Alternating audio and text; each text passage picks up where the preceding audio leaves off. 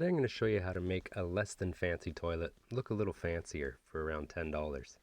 So the first thing you want to do is take the nut off the old toilet handle.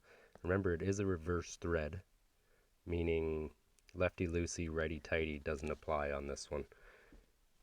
So you can see I have to go the opposite way of the way you would think to do it.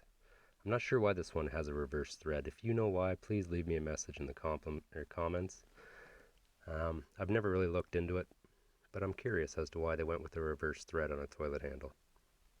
I've seen a lot of these get broken over the years from people just keep trying to tighten and tighten and tighten. So the next thing we'll have is a $10 handle that's chrome off Amazon.